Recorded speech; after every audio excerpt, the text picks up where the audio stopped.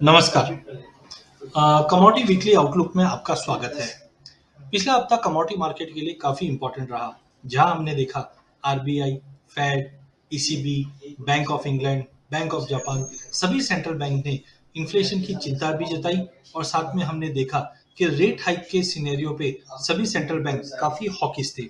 सबसे पहले अगर परफॉर्मेंस की बात करें तो गोल्ड में हमने देखा कि प्राइजेस 0.5% की गिरावट के साथ करीबन 51,350 के करीब क्लोज होता हुआ दिखाई दिया।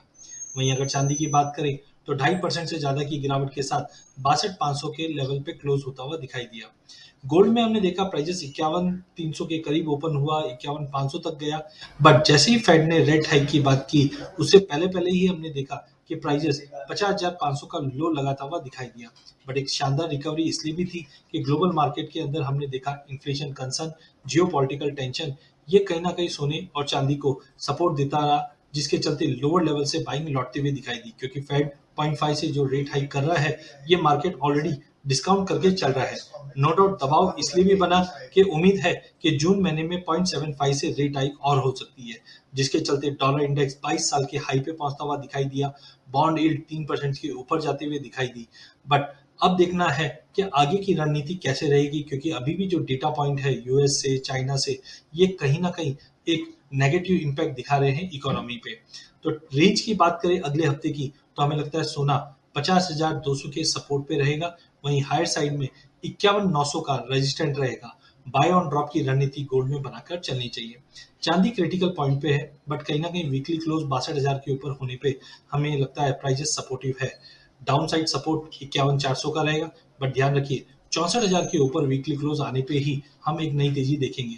पहले भी देखा गया है प्राइजेस में गिरावट जरूर आती है, बट 60-62,000 के सपोर्ट से मार्केट अपलिफ्ट होता हुआ दिखाई देता है। वहीं एनर्जी पैक की अगर बात करें तो क्रूड में हमने 4% की तेजी, वहीं नेचुरल गैस में 12% की जबरदस्त तेजी बनते हुए देखी। दोनों ही काउंटर में हमने ओपन इंटरेस्ट बढ़ते हुए देखा, जो संकेत देता है कि फ्रेश बाइंग मार्केट में होती रही। क्रूड के अंदर ओपेक ने अपने प्रोडक्शन को अनचेंज रखा है, स्लो रफ्तार से ही प्रोडक्शन बढ़ेंगे। वहीं हमने जो कहीं ना कहीं डिमांड कंसर्न जो बन रहा था चाइना में लॉकडाउन की वजह से, वो प्राइजेस को थोड़ा बहुत नेगेटिवली इम्पैक्ट कर रहा था। तो काफी मिक्स व्यू के चलते प्राइजेस काफी वॉलेटाइल रहे हैं, जो 8500 से लेकर 7600 के बीच में ट्रेड करते रहे। टेक्निकली अगर देखें तो प्राइजेस 8000 का अब एक नया सपोर्ट बनाता हुआ दिखाई दे रहा है। तो प्राइजेस 8,100 के करीब मिले, लेके चलना चाहिए। 8800 का इमीडिएट टारगेट देखने मिल सकता है, क्योंकि टेक्निकली मार्केट अभी भी सपोर्ट दिखा रहा है। वहीं अगर नेचुरल गैस की बात करें तो टेक्निकली ओवरबॉट है, आरएसआई 74 के ऊपर है, बट अभी भी फ्रेश बाइंग बनी हुई है, जिसके चलते ट्रेंड तो पॉजिटिव रहेगा।